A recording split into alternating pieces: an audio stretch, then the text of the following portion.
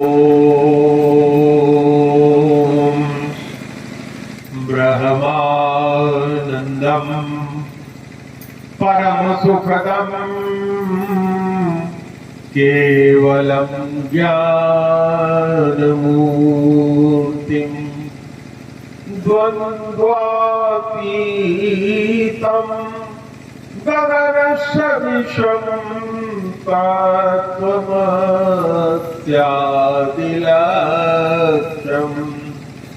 एकं नित्यं विमलम् अचलं सर्वधी साक्षिभूतं भावातीतं त्रिगुणरहितं सद्गुरुं तं नमामि। अज्ञानतिमिरान्धस्य ज्ञानाञ्जनशलाकया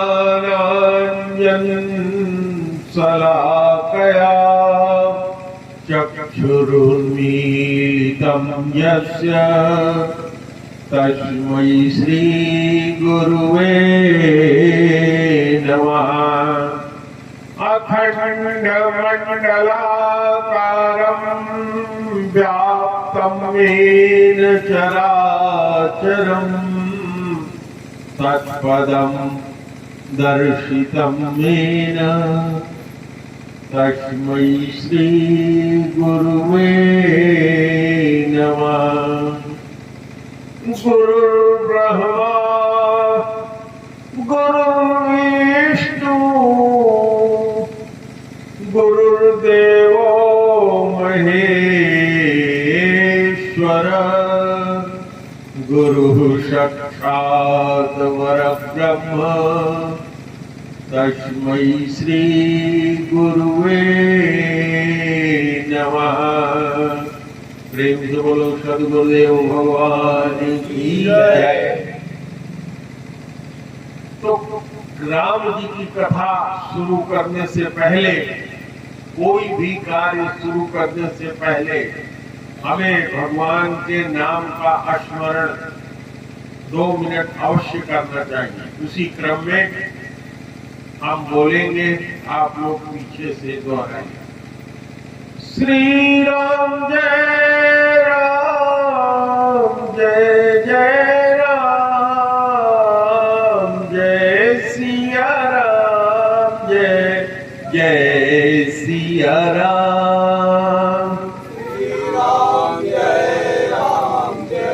जय राम जय सिया राम जय सिया राम। जय रघुनंदन जय सिया राम सीता राम जय सीता राम। जय रघुनंदन जय सिया राम सीता राम जय सीता राम। हो जपले जपले राम का नाम तो समय में आएगा काम। जपले जपले राम का नाम अंत समय में आएगा काम। जग की दौलत है बेकार तो समय में न आएगी काम। जग की दौलत है बेकार अंत समय में आएगी काम। सो जपले जपले आठों याम राम का नाम श्याम का नाम। जपले जपले आठों राम का नाम राम का नाम। जय सिया राम जय जय सिया राम सीता राम जय सीता राम। जय सिया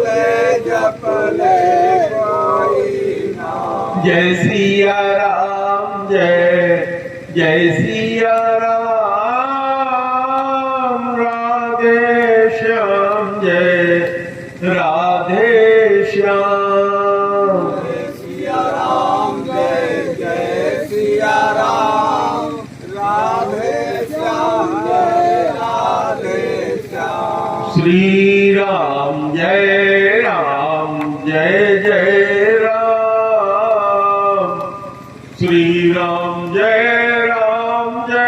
जय राम। श्री राम जय जय राम, श्री राम जय जय राम। जय सिया राम जय सिया राम, सीता राम जय सीता राम। जय सिया राम जय सिया राम, सीता राम जय सीता राम। एक बार प्रेम से बोलो गुरुदेव भगवान की जय। कल हम लोगों ने चर्चा किया था वर्णानाम अर्थसंधानाम रसानाम छंदसामपि मंगलानाम च कर्तारौ वंदे वाणी विनायकौ। आज हम दूसरे श्लोक की हम लोग व्याख्या करेंगे। भवानी शंकरौ वंदे श्रद्धा विश्वास रूपिणौ, याभ्यां विना न पश्यन्ति सिद्धा स्वान्तः अस्थमीश्वरम्।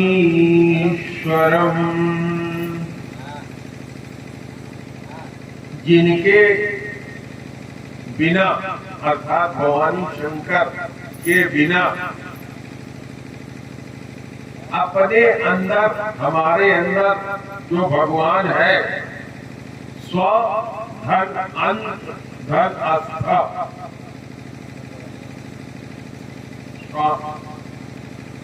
शांत हमारे अंदर हमारे हृदय में जो निवास करने वाला ईश्वर है, जो भगवान है, कल मैंने आप लोगों से चर्चा किया था।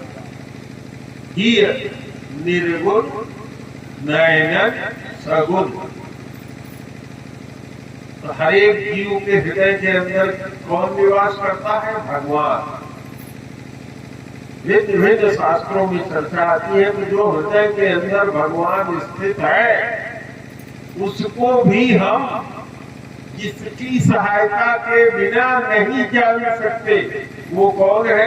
भवानी है और शंकर। भवानी कौन है? शक्ति है। किसकी? शंकर। शंकर कौन है? शंकरोति, जो कल्याण करते हैं वो कौन है? शंकर। तो भवानी की शक्ति क्या है? आजकल नवरात्र चल रहे हैं।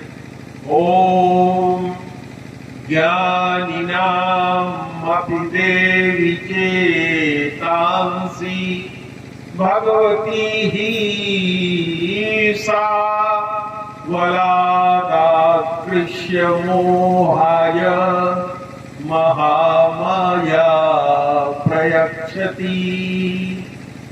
जो ज्ञानियों के भी मन को, ज्ञानियों के भी चित्त को, मन छोटी बहन, उससे उसकी बड़ी बहन बुद्धि, उसकी बड़ी बहन चित्त और सबसे बड़ी बहन अहंकार। तो जो ज्ञानियों के चित्त को भी बलपूर्वक हरण कर लेती है, जो ज्ञानी निकर चिता पारे पर्यायी विमोह बस करी, ऐसी कौन है? ये शक्ति है। ज्ञानिनामपि देवी चेतांसी भगवती ही सा, वह भगवती है, वह भवानी है। बलारा कृष्य, जो बलपूर्वक कृष्य बने हर लेती है। जैसे भगवान कृष्ण का नाम है तो कृष्ण का मतलब जो बलपूर्वक पाप को हरण कर लेता है, खींच लेता है।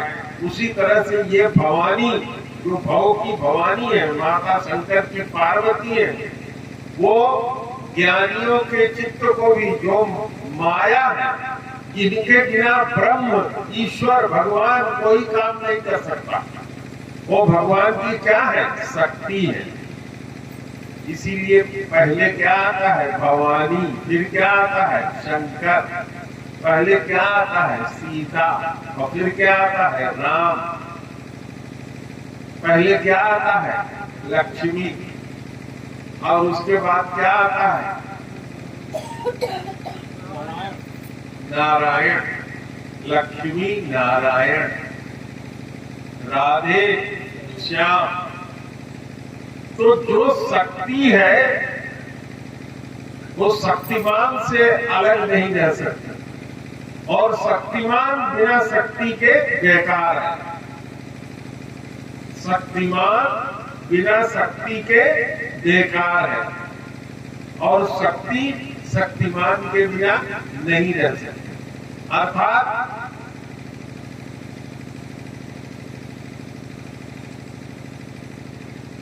जाके बल बिरंजी हरीसा, पालत सृजत हरस दस सीसा, जावल शीस धरत सहसानन, अंडकोश समेत गिरिकानन, धैर्य जो विविध देह सुर त्राता, सुरों के त्राता। कल मैंने चर्चा किया था ना, जो प्राण दे, रक्षा कर।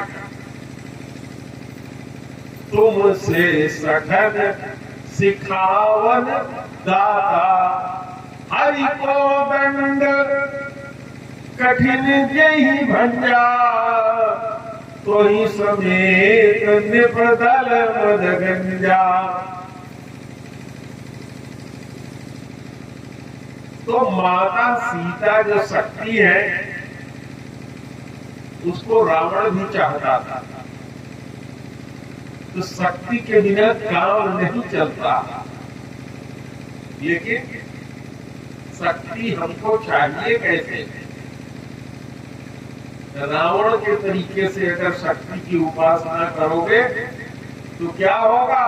नाश।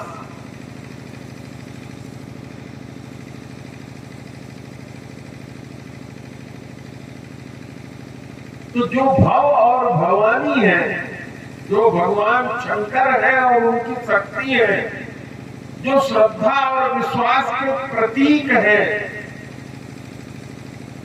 जिनके बिना हम अपने अंदर स्थित ईश्वर को भी जान नहीं सकते, ऐसे श्रद्धा और विश्वास के स्वरूप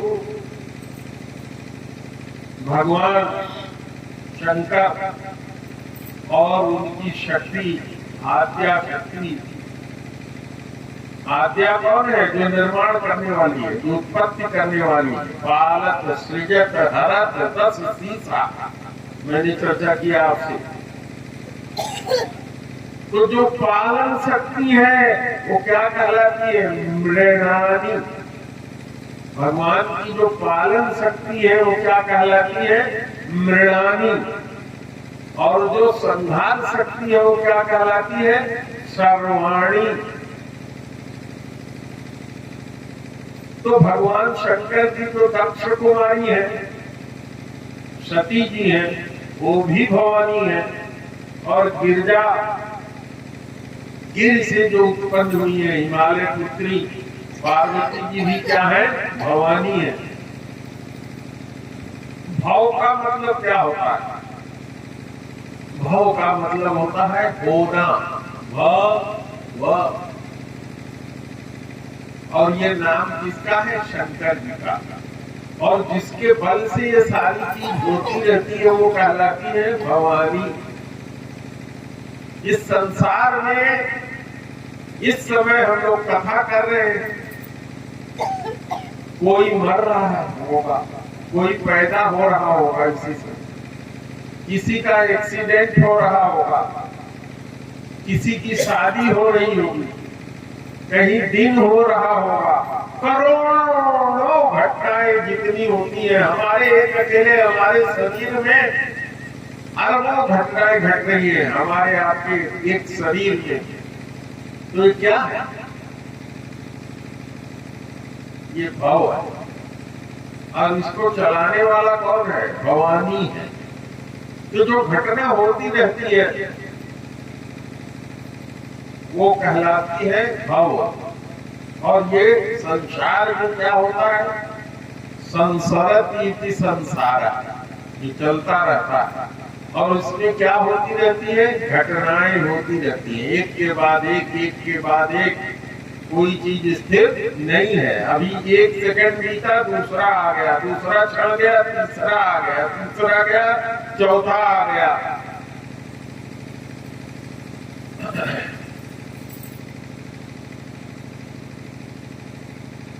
तो अब बात आती है श्रद्धा की और विश्वास की। श्रद्धा और विश्वास ये जो दो शब्द हैं समान अर्थ को सूचित करने वाले हैं, लेकिन इस श्लोक में श्रद्धा और विश्वास दोनों का एक साथ प्रयोग हुआ है। श्रद्धा विश्वास रूपिणम, इसका मतलब यह हुआ कि श्रद्धा कुछ और होती है और विश्वास कुछ और होता है। और क्या कहा कि भवानी शंकरौ वंदे। तो भवानी क्या है? श्रद्धा है, और शंकर क्या है? विश्वास है। तो बिना विश्वास के श्रद्धा उत्पन्न होगी नहीं होगी। पहले विश्वास होगा, फिर श्रद्धा उत्पन्न होगी। इसी का चर्चा करते हुए श्रीधर जी बहुत बड़े टीकाकार हैं। व्यास जी की लिखी हुई जो पुस्तक है श्रीमद् भागवत की, उसकी व्याख्या उन्होंने किया है और उनकी टीका श्रीधरी टीका कहलाती है। उसमें वो लिखते हैं श्रद्धा माने आदर और विश्वास माने आस्तिक की बुद्धि। विश्वास माने आस्तिक की बुद्धि। आस्तिक और नास्तिक। आस्तिक भगवान जो प्रकट है वो आस्तिक, और भगवान है लेकिन दिखाई नहीं पड़ रहे हैं, ईश्वर है, वो क्या है? नास्तिक। तो जो आस्तिक बुद्धि है वो कहलाती है विश्वास। तो जब कभी भगवान भाव का अस्तित्व आया होगा तो उसके पश्चात भवानी आई होगी, इससे ये संबंध बनता है। संबंध जानना जरूरी है। संस्कृत में कोई भी चीज जब लिखी जाती है तो उसका एक व्याकरण होता है और उसका गूढ़ अर्थ होता है। तो भव क्या है? शक्तिमान है। भगवान शंकर क्या है? शक्तिमान। जैसे आप शक्तिमान हैं और आपके अंदर की शक्ति है, उसी शक्ति से आप हाथ उठाते हैं, पैर उठाते हैं और चलते हैं। और यही जब निकल जाता है तो ये शिव क्या हो जाता है? शव हो जाता है। हो जाता है। लोग कहते हैं आज फलाने की मिट्टी हो गई। तो शरीर तो ऐसे ही रहता है, आंख भी रहता है, कान भी रहता है, पैर भी रहता है, हाथ भी रहता है, लेकिन उसमें से शक्ति चली गई। तो हम जो भी कार्य करते हैं कैसे करते हैं? दोनों के सहयोग से, शक्ति और शक्तिमान के सहयोग से। तो ये दूसरा श्लोक है, गोस्वामी जी ने लिखा, यह दूसरा श्लोक है। और यह श्लोक किस कांड का प्रतीक है? अयोध्या कांड का। और अयोध्या कांड की शुरुआत में ही गोस्वामी जी ने जो श्लोक लिखा है उसकी शुरुआत कैसे करते हैं? यस्यांके च विभाति भूधर सुता,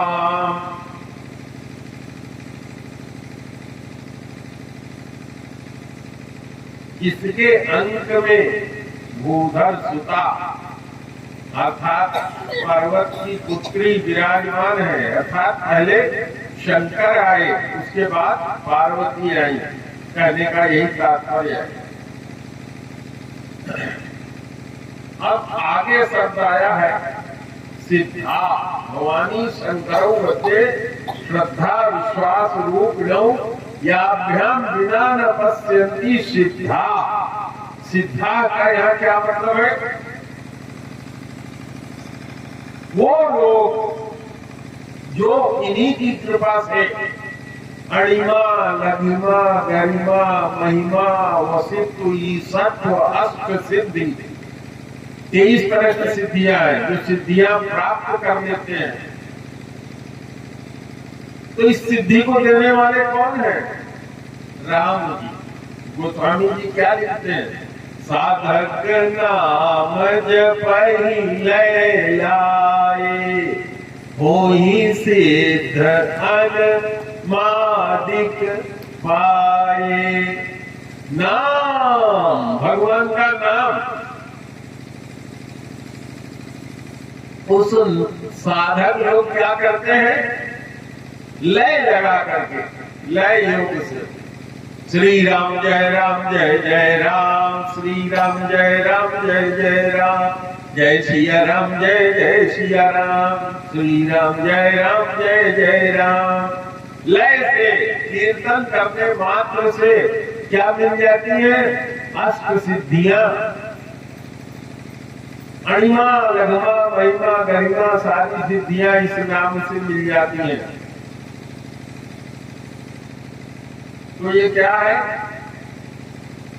ये भगवान शंकर और माता पार्वती की कृपा से ही, जिनको जाने बिना कोई सिद्धि प्राप्त नहीं हो सकती, उसको प्राप्त करके ही सिद्ध लोग बनते हैं। और क्या करते हैं? काम, क्रोध, लोभ, मोह, मद, अहंकार, जो नाना प्रकार के हमारे अंदर दुर्जय शत्रु है, जिनको जीतना असंभव है, उनको कैसे प्राप्त कर सकते हो? केवल भगवान की कथा सुनकर। राम कथा कलि कलुषनि कंदनी, कल चर्चा हुई थी कि भक्त को क्या मिलता है? प्रेमानंद। और प्रेमानंद के लिए क्या चाहिए? भक्ति। और भक्ति की स्वरूप को भगवान ने सबरी को बताते हुए 9 तरह की भक्ति बताई। और उसमें उन्होंने कहा कि स्त्री पुरुष नपुंसक कोई भी हो, इस 9 में से अगर किसी की कोई भी एक भक्ति करेगा तो उसके बस में मैं हूं। और चाहे ब्राह्मण हो, चाहे स्वपक्ष चांडाल हो, भगवान ने कहा कि जो स्वपक्ष चांडाल है अगर वो भक्त है तो वो मुझे प्यारा है। और सर्वांग सुंदर ब्राह्मण किंसु के फूल इस समय खिला हुआ है, जिसको कोई नहीं पूछता, उस तरह से बेकार है। तो भगवान को क्या प्रिय है? भक्ति। और भगवान का स्वरूप क्या है? जो हमारे हृदय में स्वांतः, हमारे अंतःकरण में जो स्थित है, उसके लिए अगुण सगुण दुई ब्रह्म स्वरूपा। ब्रह्म का दो स्वरूप है, एक अगुण जिसको ब्रह्म कहते हैं और एक सगुण जिसको राम कहते हैं। व्यापक ब्रह्म एक अविनाशी, सतचेतन घन आनंद राशि। व्यापक ब्रह्म एक ही है, वो कैसा है? अविनाशी है। और वो क्या है? सत्य है, जो तीनों काल में एक जैसा रहे, वो क्या कहलाता है? सत्य। और क्या है? चेतन है, अखंड चेतन है और आनंद की राशि है, आनंद का खजाना है। तो हम लोगों को गोस्वामी जी ने क्या कहा? अस प्रभु हृदय अछत अविकारी, सकल जीव जग फिरत दुखारी। क्यों दुखारी फिरते हैं? जब ते जीव भयउ संसारी, जब से जीव संसारी हो गया तो उसने क्या समझ लिया? अपने को शरीर समझ लिया। असो माया बस भयहु गोसाई, अबधेहु कीर मरकट की नाई। कीर माने तोता, मरकट माने बंदर। उसको कोई बांधता नहीं है, वो खुद ही पकड़ में आ जाता है। आप लोग जानते हैं उसको पकड़ने का उपाय। तो ऐसे ब्रह्म को जो हमारे हृदय में ही निवास करता है और हम सब के हृदय में है, भगवान श्री कृष्ण ने गीता में कहा, ईश्वर सर्वभूतानां हृदय से अर्जुन तिष्ठति, ब्राह्मयान् सर्वभूतानि यंत्रारूढ़ानि मायया। माया के यंत्र से आरूढ़ करके भगवान समस्त जीवों के हृदय में विराजमान है। तो माया के बस में हो जाने से ये जीव क्या समझता है कि हम कौन है? हम ये शरीर है और इस शरीर से जितना रिश्ता है उसी रिश्ते को हम मानते हैं। अरे तुम्हारा रिश्ता ये शरीर का रिश्ता नहीं है, तुम्हारे अंदर जो चैतन्य है उसका तुम्हारा रिश्ता है, वही एक असली रिश्ता है। इसी को गोस्वामी जी ने लिखा क्या? उर प्रेरक रघुवंश विभूषण। लेकिन अपने उर में जब प्रेरक रघुवंश विभूषण को ले आओगे तब तो। क्यों?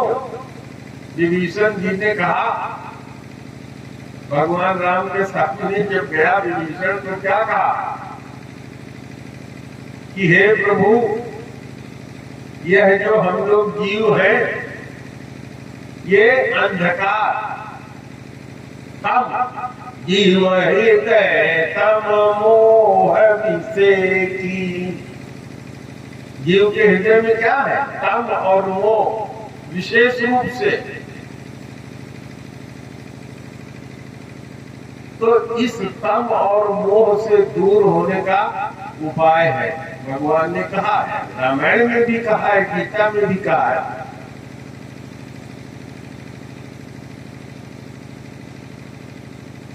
भगवान ने कहा कि ये यथा मां प्रपद्यन्ते तां तथैव भजाम्यहम्। जो मुझको जितना भजता है, जितना हमको याद करता है, जितना भजता है, मैं भी उसको उतना ही याद करता हूँ। अरे तू 24 घंटा में एक बार भी तो उनको नहीं भजता, अब तो भी वो तेरे हृदय को नहीं भजता, तो तू अपने को तो देखता नहीं, तो क्या होगा? अस प्रभु हृदय अछत अविकारी, सकल जीव जग फिरत दुखारी। भगवान ने गीता में कहा कि मेरी ये माया है दैवी येषि गुणमयी मम माया दुरतया। भगवान ने कहा कि ये जो मेरी माया है कैसी है, गुणमयी है। गुण माने रस्सी। तो 3 गुण है उसके अंदर, 3 रस्सी बनी हुई है एक दूसरे में। भरना जानते हैं, एक दूसरे में नाचते करते चले जाते हैं। एक डोरा हो, एक रस्सी हो तो तोड़ लोगे। और 3 गुण है, 3 रस्सियां हैं। एक तोड़ोगे तो दूसरी पे अटक जाओगे, दूसरी तोड़ोगे तो तीसरी पे अटक जाओगे। लेकिन भगवान ने बड़ा सीधा सीधा उपाय बता दिया कि जो मेरे शरण में आ जाता है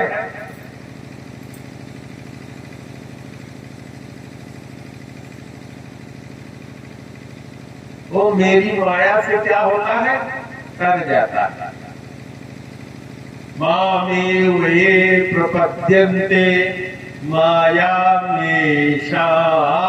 तरन्ति ते। तो हमारा जो मन है उसकी जो बड़ी बहन है, कौन है? मन की बड़ी बहन बुद्धि। बुद्धि क्या करती है? कहती है कहाँ जा रहे हो वहां, अरे उसमें सुख नहीं है।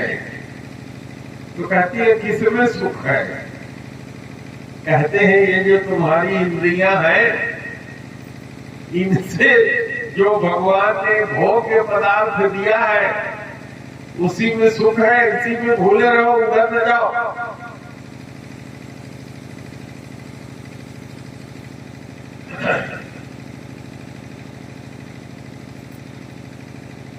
तो हमको क्या करना चाहिए?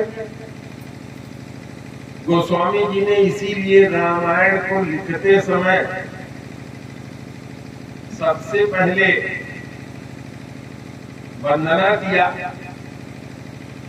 और क्या कहते हैं? बंदहु गुरुपद कंज कृपा सिंधु नर रूप हरि महामोह तम पुंज जासु वचन रवि करनी कर।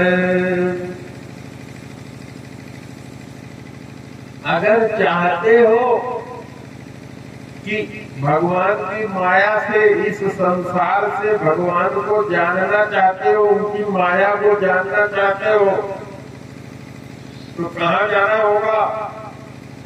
गुरु के चरण कमलों में। और गुरु कैसे होते हैं? कृपा के पुंज होते हैं, प्रत्यक्ष भगवान होते हैं, नर के रूप में हरि होते हैं। और क्या करते हैं? महामोह मही शेष कराला। जो महामोह महिषासुर है उसको मारने के लिए क्या करते हैं? उपाय बता देते हैं। क्या उपाय बताते हैं? जिनकी वाणी ही सूर्य की रोशनी के तरह से इस महामोह रूपी अंधकार को क्या कर देता है? दूर कर देता है। तो बहुत सरल उपाय है, गुरु महाराज बताते हैं। तो किसी ने पूछा गोस्वामी जी से कि महाराज ये बताइए, अरे कोई ऐसा हुआ भी है जो गुरु के शरण में गया हो और राम की कृपा पाया हो? तो गोस्वामी जी ने कहा कि हाँ बिल्कुल हुआ है।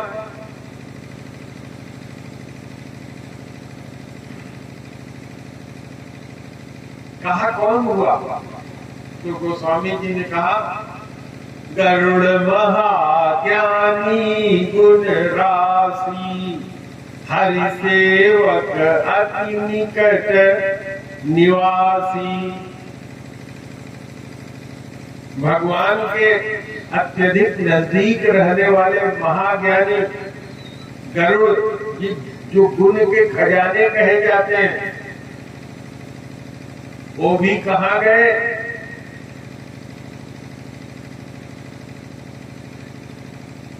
पार्वती जी पूछती हैं, कहीं कहीं है तू काग सन जाई, सुनी कथा मुनि निकर बिहाई। मुनियों के एक से एक ज्ञानी मुनि के द्वारा कथा न सुन करके कौआ के पास क्यों चले गए कथा सुनने के? तो गोस्वामी जी ने कहा कि है, गुरु के कृपा से भगवान को प्राप्त करने वाले हैं। और कहा कौन है? कहा कि वो काग भसुंडी जी है। और काग भसुंडी जी ने अपनी कथा रामायण में खुद सुनाया। यही गरुड़ जी जा करके पूछते हैं कि हे प्रभु, आप यह शरीर कारण कवन देह यह पाई, तात सकल मोहि कहु बुझाई। बुझा करके समझा करके कहिए कि हे महाराज, ये आप कौवे का शरीर क्यों पा गए?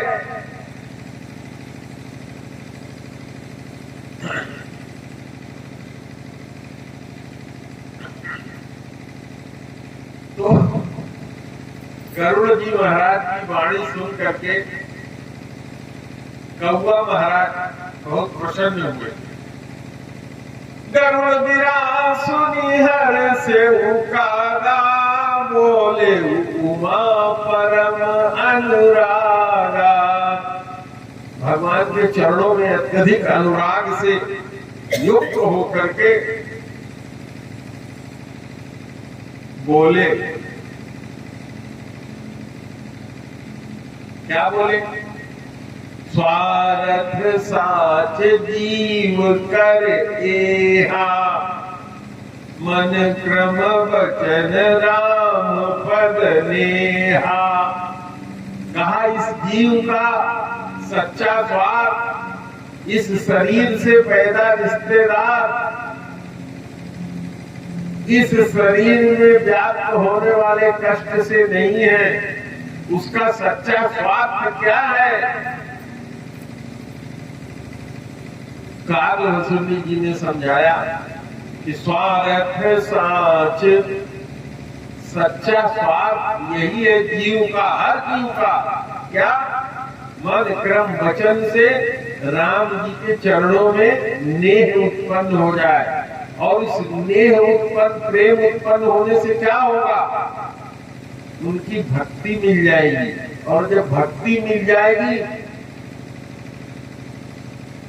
तो फिर क्या होगा?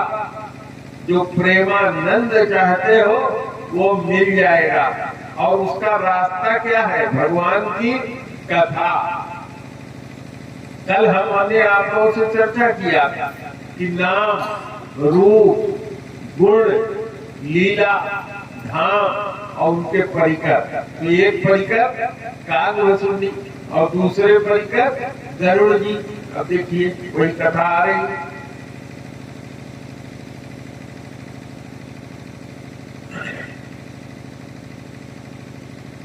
कहते हैं काग भसुंडी जी कि राम से विमुख यदि ब्रह्मा का भी शरीर मिल जाए तो कोई दुष्ट कभी भी उसकी प्रशंसा नहीं करेगा। और कहा कि राम भगत यही तनउर जामी। इसी शरीर में, कौआ के शरीर में जमी, जैसे बीजा डालते हैं आप आम का और जमता है बरसात में, तो कहा कि इस कौवे के शरीर में राम जी की भक्ति जम गई, उग गई। पाते मोहि परम प्रिय स्वामी, इसलिए मेरा ये शरीर परम प्रिय है।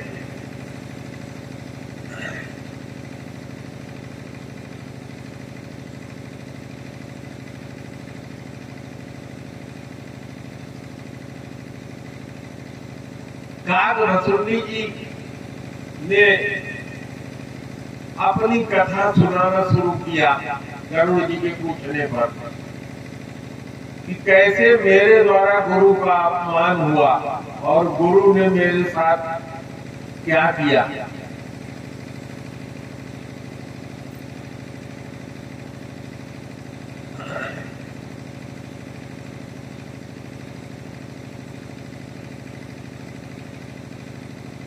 सुधि मोहिनाथ जन्म बहु केरी, शिव प्रसाद मति मोहिन घेरी।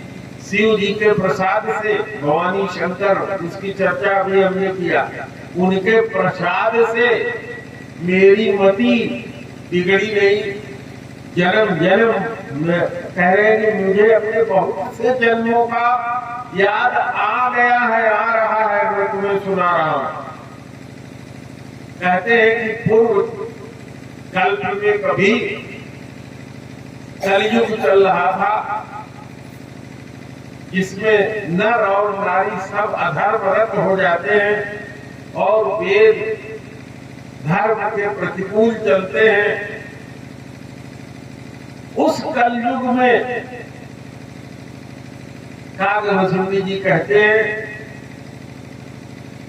कि मैंने कौशलपुर अयोध्या में जाकर के जन्म पाया। तेहि कलयुग, हमने अभी आप लोगों से क्या चर्चा किया, नाम पहला, दूसरा रूप, तीसरा गुण, चौथा लीला, पांचवा धाम, छठवां परिकर। और देखिए इसमें परिकर कथा सुना रहे हैं धाम की। धाम का कौशला धाम, भगवान का अयोध्या धाम। क्या कहते हैं, तेहि कलयुग कौशलपुर जाई, जनमत भयउ शूद्र तन पाई। और क्या विशेषता थी उस शरीर की, शिव सेवक मन क्रम यरुबानी, आन देव निंदक अभिमानी। दूसरे देवताओं की निंदा करता था। मेरे शरीर में मेरा जो मन था, उसकी जो सबसे बड़ी बहन थी वो बहुत प्रबल थी। मैंने चर्चा किया आपसे, मन की बड़ी बहन बुद्धि, उसकी बड़ी बहन चित्त, अब उसकी सबसे बड़ी बहन अहंकार। तो कहते हैं शिव सेवक मन क्रम अरूपानी, मन से, क्रम से, वाणी से, कार्य से, सबसे मैं शिव जी की सेवा करता था। लेकिन दूसरे देवताओं की निंदा करता था। और मैं कैसा था, अभिमानी था।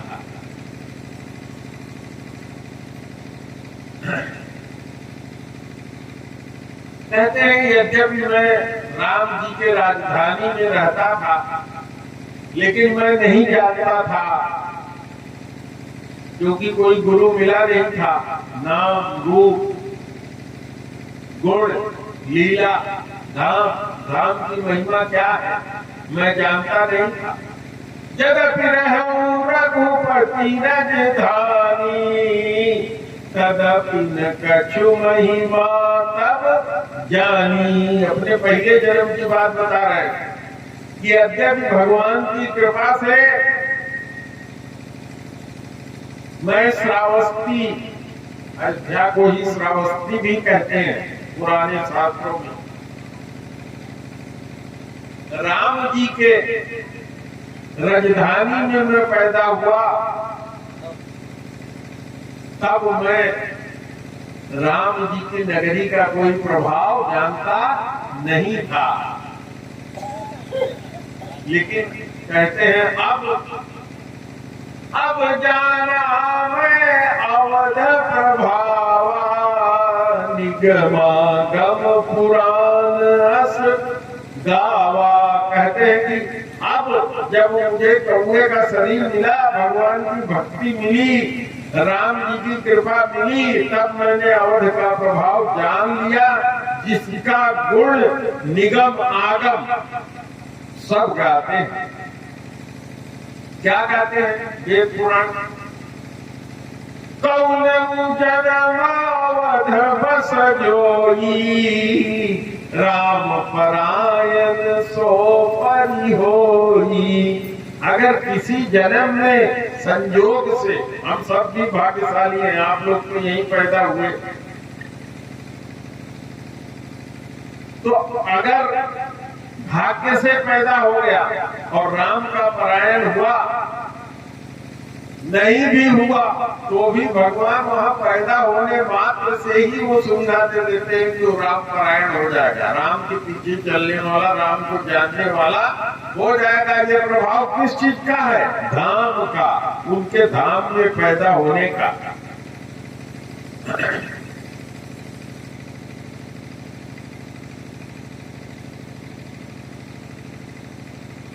तो मतलब इसका क्या है? इससे सूत्र हमें क्या मिलता है? इससे सूत्र हमको मिलता है कि हम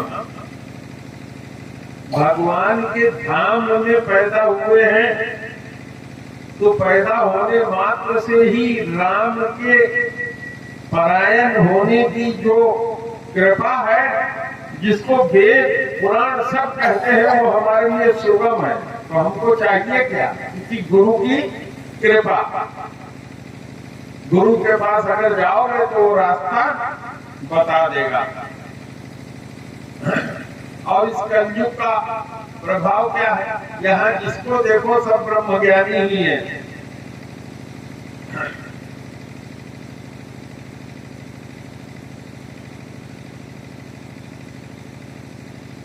तो अपने जीवन की कथा सुनाते हुए काग भसुंडी जी सबको कहते हैं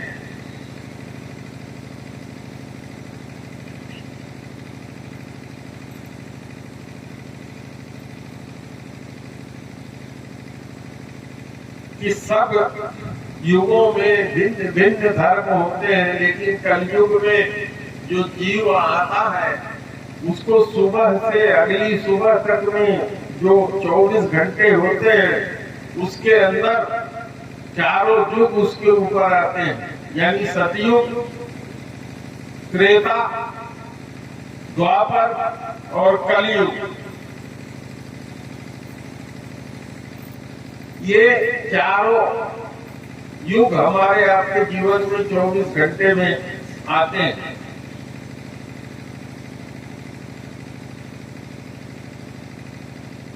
अब इन युगों में जो लोग होते थे कैसे होते थे? गोस्वामी जी समझाते हुए कहते हैं कि सतयुग, त्रेता और द्वापर में जो गति पूजा, यज्ञ और योग से प्राप्त होती थी, वो कलयुग में लोग भगवान का नाम लेने मात्र से ही पा जाते हैं।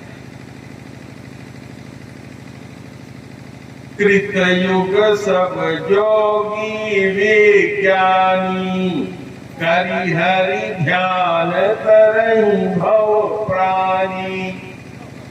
तो हम लोगों के जीवन में भी 24 घंटे में एक बार सतयुग आता है। नहाने के बाद, सोने के समय, किसी न किसी समय आपके मन में आता है कि भगवान का ध्यान, थोड़ा सा नाम जप, खाने से पहले भोग लगा ले, कुछ करे। त्रेता विविध यज्ञ नर करही, आप भी यज्ञ करते हैं। यज्ञ क्या? कर्म करना। कौन सा कर्म? पेट भरने के लिए उद्यम करना, कोई पुरुष ऐसा है जो 1 मिनट भी बिना कार्य किए रह सकता है? नहीं रह सकता। कोई भी जीव 1 सेकंड भी बिना कार्य किए नहीं रह सकता, खाली बैठ ही नहीं सकता।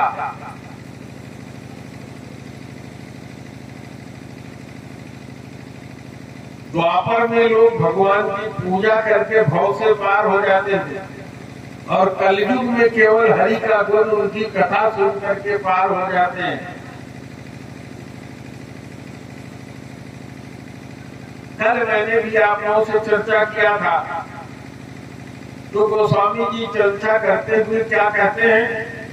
नित जुग धर्म हो सबके हृदय राम माया के प्रेरे। नित्य रोज 24 घंटे में हम लोगों के शरीर से चारों युग गुजरते हैं। जब हमारा मन सतोगुण में दिन में जाता है,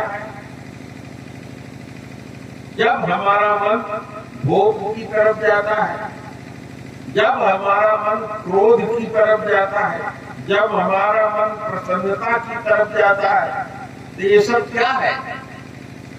ये चारों युगों का जो प्रभाव है वो 24 घंटे में हमारे ऊपर आता है। बसुनी जी आगे कहते हैं कि बहुत दिनों तक मैं अवध में रहा, और फिर कुछ समय बाद वहां पर अकाल पड़ गया, दुकाल, खराब समय आ गया, तो मैं अयोध्या छोड़ करके उज्जैनी चला गया। उज्जैनी इसका स्थान है महाकाल का, भगवान शंकर का। और जब उज्जैनी गए तो कैसे थे? कहते हैं दीन मलिन दरिद्र दुखारी, गए काल कछु संपत्ति पाई, तमुनि करहु समु सेव गाई। कहते हैं जब मैं उज्जैनी गया, कुछ दिन बाद वहां मैंने कुछ संपत्ति प्राप्त किया, और संपत्ति प्राप्त किया, और मैं कार्य क्या करता था? भगवान शंकर की उपासना करता था। और उनको यहीं पर उनके गुरु मिले, एक विप्र मिला जो वैदिक शिव की पूजा कराते थे, करते थे, इसके अलावा और कोई कार्य करते नहीं थे। वो परम साधु थे, परमात्मा की वंदना करने वाले थे। महाराज जो इनको गुरु मिले थे, और भगवान शंकर की उपासना करने वाले थे, लेकिन हरि भगवान विष्णु की निंदा करने वाले नहीं थे। और काकभस्मी जी ने अपने बारे में क्या कहा कि मेरी बुद्धि भगवान शंकर में तो लगती थी, लेकिन बाकी देवताओं की मैं निंदा करता था। तो हम लोगों को देख लेना चाहिए कि हम कहाँ हैं। हमारी जो बुद्धि है उसकी कौन सी बड़ी बहन हमारे ऊपर हावी है, हमको देखना चाहिए। क्यों भाई?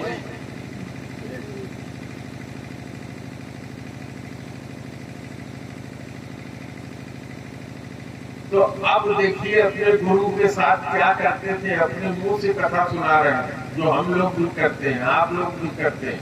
क्या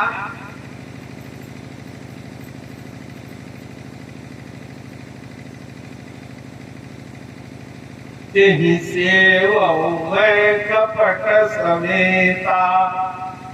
अगर गुरु की सेवा कपट के साथ करोगे तो क्या होगा? नाश।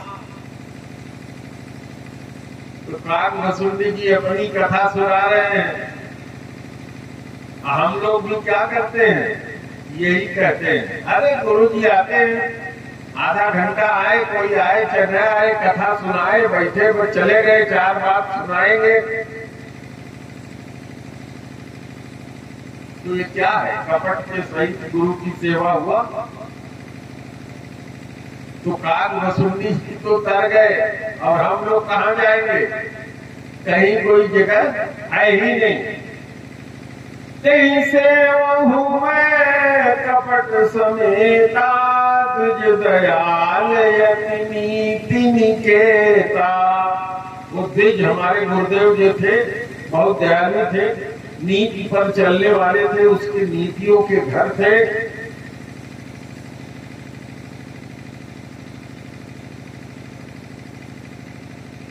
और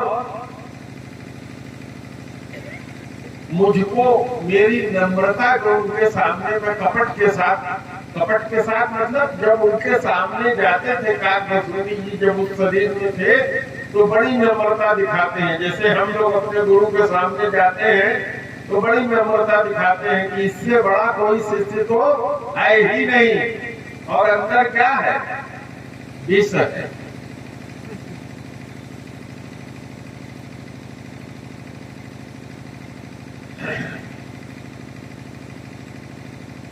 तो जो उनके गुरुदेव थे वो उनको पुत्र की तरह मानते थे। और मैं आपको बता दूं, गुरु वही होता है जब पुत्र और शिष्य दोनों खड़े हों तो गुरु शिष्य को प्रथम स्थान देता है और पुत्र को दूसरा।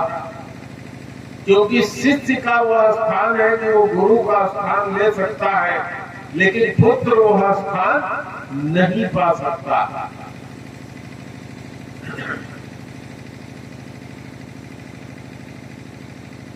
तो उसका परिणाम गुरुदेव रोज समझाते थे, बेटा देखो कपट अपने दिमाग से निकाल दो। लेकिन जब नीति पढ़ाते रहते थे गुरुजी तो बोलते नहीं थे उनके सामने कुछ, कपट बस उनकी सेवा करते रहते थे। एक बार गुरुदेव भी जानते थे सब, गुरुदेव सबके सब जानते हैं क्योंकि वो अंतर्यामी होते हैं। तो उन्होंने बुला करके बहुत तरह से नीति समझाया। क्या समझाया? शिव सेवा कर फल सुति सोई। हे मेरे शिष्य, हे मेरे पुत्र, शिव की सेवा का यही फल है। अविरल भगत राम पद होई। शिव की सेवा का फल यही है कि अविरल भक्ति राम जी के चरणों की मिल जाती है। राम ही भगहि तात शिव धाता, नर पावर के दिखवाता। ब्रह्मा जी और शिव जी ये दोनों किसकी सेवा करते हैं? राम जी की। तो मनुष्य, पापी मनुष्य की कहाँ ठहरती है? कहाँ ठहरता है?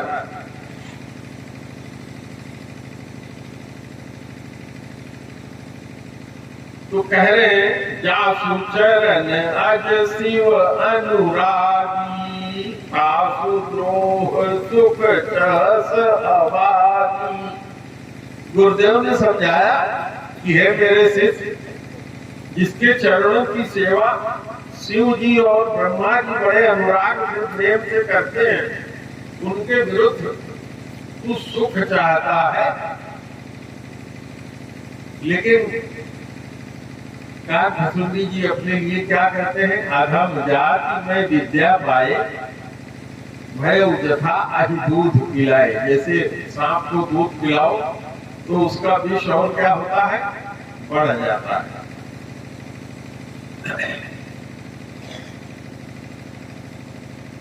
तो आगे क्या होता है?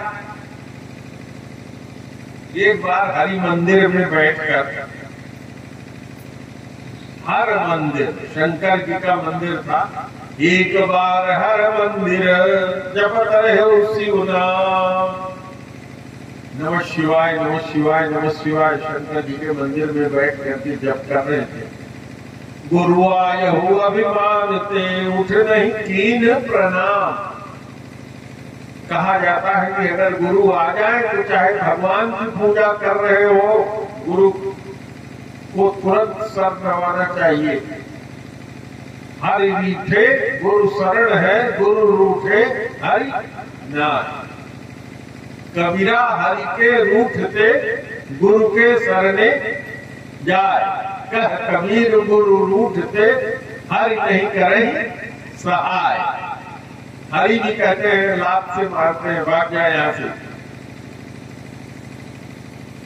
तो जब गुरु आए और उनका उठ करके वंदना नहीं किया तो गुरुदेव ने तो कुछ नहीं कहा, लेकिन भगवान शंकर जिसके मंदिर में ये बैठ के पूजा कर रहे थे, भगवान शंकर ने कहा जो न देहु दंड सठ तोरा, नष्ट होई श्रुति मार्ग मोरा।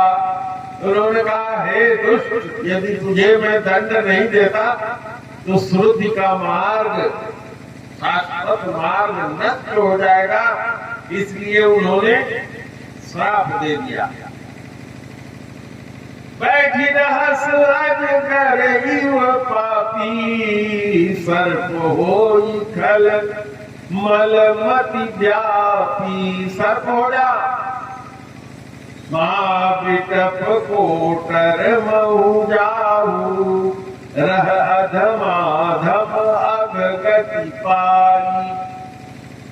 अधम से अधम गति पाओ, महाकोटर में जाकर के सांप हो जाओ।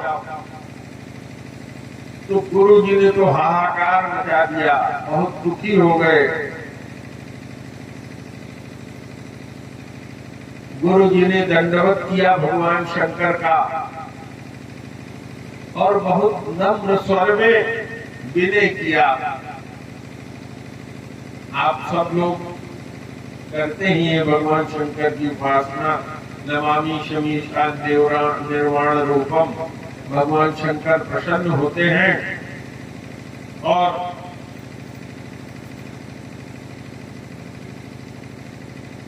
तो गोस्वामी जी क्या लिखते हैं, सुन विनती सर्वज्ञ शिव, देख विप्र अनुराग पुर मंदिर भवानी।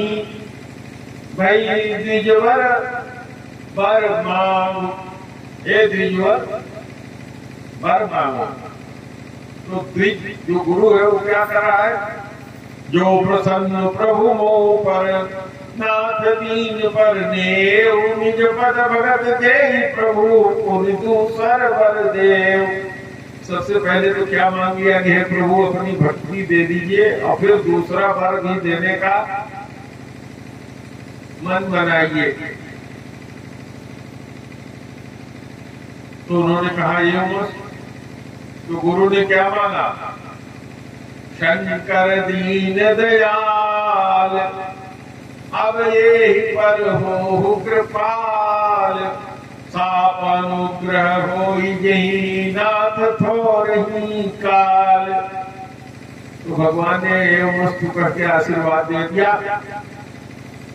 कहा कि यद्यपि इसने दारुण दुख दिया है, दारुण पाप किया है, मैंने क्रोध करके इसको श्राप दिया है, लेकिन तुम्हारी सज्जनता साधुता देख करके मैं इस पर विशेष कृपा कर रहा हूं।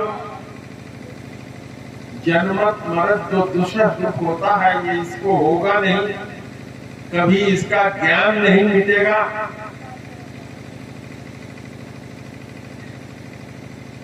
ये आशीर्वाद दिया और उसका फल आगे क्या होगा, फिर से रघुपतपुरी में जन्म हुआ।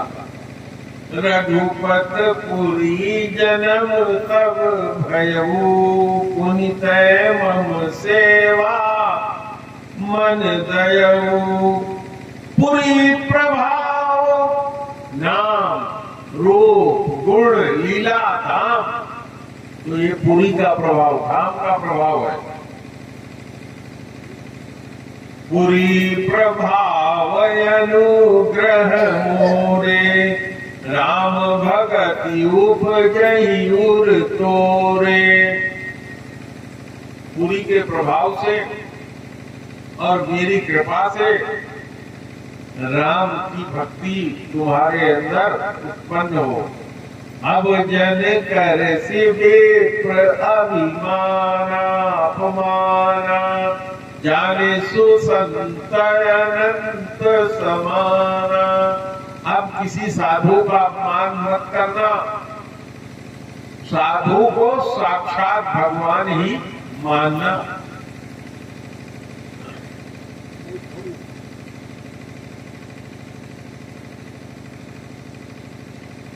तो समय आया, एक बार उन्होंने कहा कि मैंने ब्राह्मण का शरीर पाया जो देवताओं को भी दुर्लभ है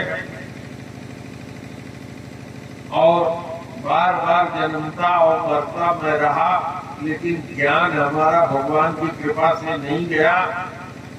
जब ब्राह्मण का चरम शरीर मुझे मिला, चरम माने उच्च शरीर जब मुझे मिला, पिताजी मेरे चाहते थे कि मैं पढ़ूं, लेकिन मेरा तो केवल राम जी के चरणों में मन लगा था।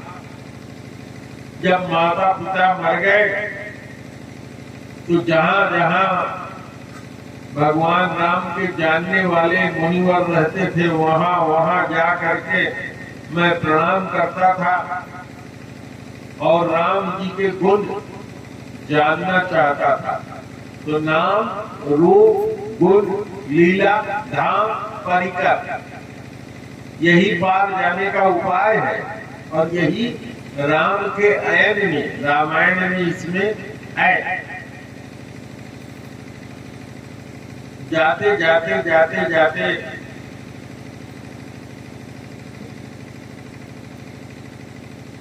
मन में ये इच्छा हुई, राम चरण वारिज जब देखूं, तब निज जन्म सफल करी लेख्यूं। अगर मैं इन आंखों से राम जी का चरण देख पाऊं तब ये जन्म सफल है।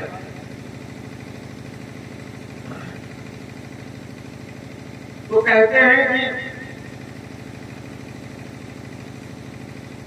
बहुत जन्म उसके बाद मेरा होता गया और उसके बाद अंतिम जन्म ब्राह्मण का हुआ। और जब ब्राह्मण का जन्म हुआ, माता पिता जी मर गए, तो अब इनके मन में गुरु की बात आती है। गुरु के वचन सुरत कर राम चरण मन लाग। तो जब तक गुरु की कृपा नहीं होगी तब तक कुछ होगा नहीं। रघुपति जस गावत फिरहूं, क्षण क्षण नव अनुराग। जब गुरु की कृपा हुई तो रघुपति जी का जस गाता गया और अंत में सुमेरु पर्वत पर लोमस ऋषि के पास पहुंच गए। लोमस जी से बार बार भगवान की सगुण कथा सुनने का प्रयास किया। लोमस जी ने उनको ब्रह्म की आराधना, जो मैंने कल आप लोगों से चर्चा किया था, ब्रह्म, परमात्मा और भगवान ये चाहते थे भगवान राम की चर्चा हो और वो बताते थे ब्रह्म की चर्चा। तो बार बार अपना पक्ष हमने रखा और जब पक्ष रखा तो कहते हैं कि बड़े बड़े ज्ञानियों से भी बार बार हट करके यदि कोई चीज किया जाए, ज्ञानी भगत नहीं, ध्यान रखिएगा, बड़े बड़े ज्ञानी जो एक ब्रह्म की उपासना करते हैं और कहते हैं कि ब्रह्म क्या है, अद्वैत है। द्वैत माने दो। भक्त क्या करता है? भगवान की उपासना करता है। तो एक भक्त हुआ, एक भगवान हुए, दो हुए। और ज्ञानी क्या कहता है कि जो भगवान है वही हम हैं, सो अब। तो बड़े बड़े ज्ञानियों के हृदय में भी क्रोध उत्पन्न हो जाता है। बार बार एक ही चीज पूछने से क्रोध उत्पन्न हो जाता है। और उन्होंने कहा कि मैंने सोचा कि अगर ये ज्ञानी होते तो द्वैत इनको नहीं होता। यानी जब ज्ञान आ गया, एक अखंड ज्ञान सीता भगवान तो मुस्कुराते हुए रावण को भी मारते, कभी क्रोध उन्हें नहीं आता। क्रोध किसका स्वभाव है? जीव का स्वभाव है। और किसका स्वभाव है? द्वैत का स्वभाव है। तो मुनि ने श्राप दे दिया, जाओ कौवा हो जाओ। कौवा होकर के मैं उड़ गया और ये भगवान की ही इच्छा थी। मुनि ने हमको बुलाया और बुलाने के बाद राम का मंत्र दिया और वह राम मंत्र में जपता रहा। बहुत काल तक मैं भगवान की कथा सुनता रहा और भगवान की कृपा हुई तो भगवान शंकर से मुझको हरि कथा सुनने को मिली। और हरि कथा का प्रभाव ये हुआ कि मुझे भगवान के चरणों का दर्शन मिला। तो आप लोग आरती की तैयारी कर लीजिए। आज यहीं तक।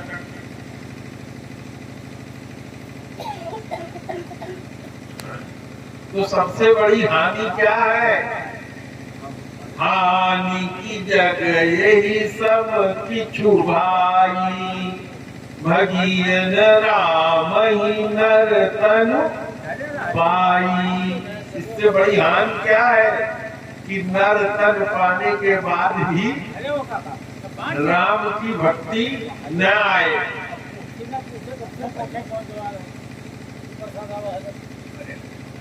तो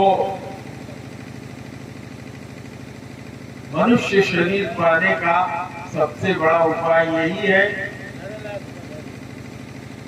इसका मतलब यही है कि इस मनुष्य का शरीर पाकर हम लोग भगवान की भक्ति करें। और ये भक्ति होगी कैसे? जब तक कि कल जो हमने आप लोगों से चर्चा किया था